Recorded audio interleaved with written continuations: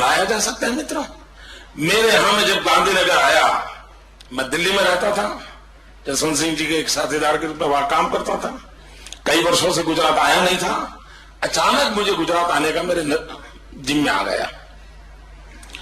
और मुझे याद है जब मुझे मुख्यमंत्री का दायित्व मिला था तो अटल जी प्रधानमंत्री थे, उनका टेलीफोन आया कि भाई कहां हो, तो मैंने उनको कहा मैं स्मशान में हूं।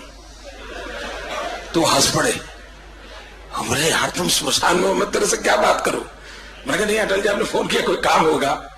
उनका अच्छा कितने बजे लौटोगे और स्मशान में क्यों हो। मैंने कहा माधवराव जी सिंधिया का जो एक्सीडेंट हो गया है उसमें उनके साथ एक पत्रकार कैमरामैन है गोपाल, उसका भी स्वर्गवास हुआ है, तो मैं उस गोपाल के फ्यूनरल में आया हूं, क्योंकि माधवराव सिंधिया के फ्यूनरल में तो सब जाएंगे, गोपाल में कौन जाएगा।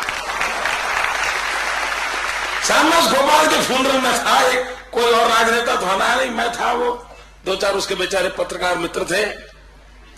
तो मैं रात को अटल जी के यहां गया और फिर उसके बाद मेरे जिम्मे काम आ गया, अचानक आ गया, मुझे पता तक नहीं था। मैं गुजरात से दूर था, मैं गुजरात की गतिविधियों से भी परिचित नहीं था।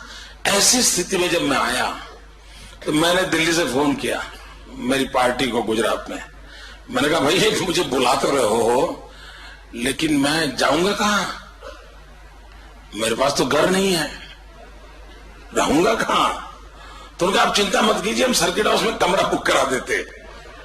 तो मैंने उनसे कहा देखिए भाई कमरा बुक कराइए, मैं एमएलए कुछ नहीं हूं, पूरा पैसा अगर सरकार लेती है तो कमरा बुक करना, और पूरा चार्ज दे करके मैंने कमरा बुक करवाया।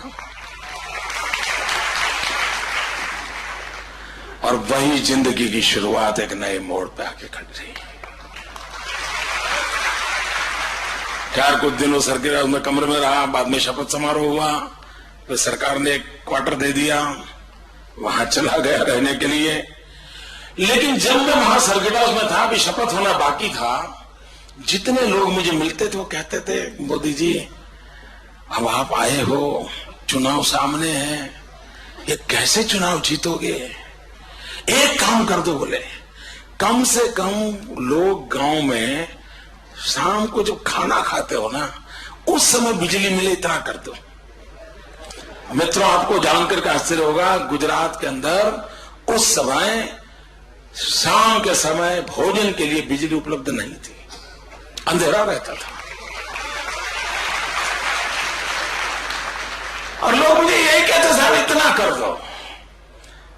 मित्रों मैं भी गांव से हूं, मैं भी गरीब परिवार से हूं, मुझे मालूम है परीक्षा के दिन होते थे और रात को बिजली चली जाती थी तो कितनी पीड़ा होती थी, उस पीड़ा को मैंने भुगता हुआ था। और मैंने तय किया कि मैं कुछ करूंगा। खैर मैं उस पर सोचने लगा। 2000 वो पहले जो साल थी उसमें तो कुछ कर नहीं पाया, लेकिन मैं जब चुन करके दोबारा आया तो मैंने अफसरों को बुलाया कि मैंने कहा भाई 24 घंटे बिजली देनी है। वो बड़ा इंटरेस्टिंग कॉरेस्पॉन्डेंस है, मेरी फाइलें देखने जैसी है। मेरी पूरी सरकार ने मना कर दिया, गुजरात में बिजली है नहीं, संभव ही नहीं है, 24 घंटे गांव में बिजली देना संभव नहीं है। रिटर्न 6 महीने तक फाइल इधर उधर चलती रही, मुख्यमंत्री चिपता रहा, अरे भाई कुछ करो। आखिरकार मैंने फैसला किया मैं करूंगा।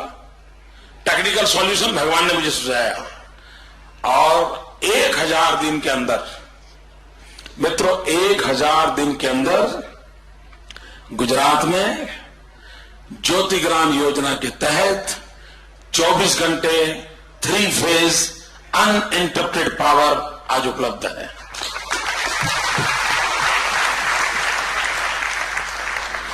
चौबीस घंटे 3 फेज अनइंटरप्टेड पावर उपलब्ध है। मित्रों ये 1000 दिन में 24 घंटे बिजली कैसे मिली। मैं सिर्फ ये बातें इसलिए बताना चाहता हूं कि आपको विश्वास हो कि देश बदला जा सकता है। वही मुलाजिम, वही इलेक्ट्रिसिटी कंपनियां, वही फाइल, वही दफ्तर, वही तरीके, सब कुछ वही। और मित्रों ऐसा नहीं है कि बिजली जाने वाली स्विच ऑफ कर दी थी, अब मोदी ने कह दिया तो ऑन कर दी और बिजली चल दी, ऐसा नहीं मित्रों।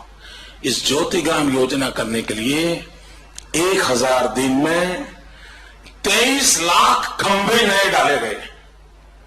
Can you imagine? मित्रों, 1000 दिन में 23 लाख नए खंभे डालना, और मुझे खंभों की जरूरत थी बिजली के। मैंने महाराष्ट्र से पूरा माल उठा लिया, मध्य प्रदेश से उठा लिया, राजस्थान से उठा लिया। जितना मैन्युफैक्चरिंग होता था सारा मैं गुजरात में ढेर कर देता था। 1000 दिन में 23 लाख खंभे। मित्रों, 56,000 ट्रांसफॉर्मर्स। आपको मालूम होगा, आपके महाराष्ट्र में कहीं अगर एक ट्रांसफॉर्मर जल जाता होगा 2 महीने तक उसको बदलने की होती होगी, है?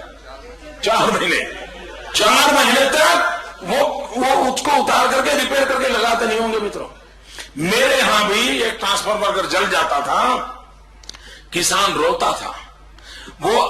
वो इलेक्ट्रिसिटी कंपनी में जाके आरती उतारता था, प्रसाद भी चढ़ा देता था, लेकिन 45 दिन तक ट्रांसफॉर्मर चेंज नहीं होता था। उसकी फसल खत्म हो जाती थी, उसके सपने चूर चूर हो जाते थे, परिस्थिति पलटती नहीं थी। मित्रों, ऐसी व्यवस्था के भीतर भी 1000 दिन में 56,000 नए ट्रांसफॉर्मर। आप हिसाब देखिए मित्रों, और 1000 दिन में 75,000 किलोमीटर केबल। अब अंदाज कीजिए मित्रों, वही मुलाजिम, कोई एक्स्ट्रा नहीं, यही लोगों ने इतना काम किया। क्या विश्वास है कि नहीं आपको कि यह देश बदला जा सकता है?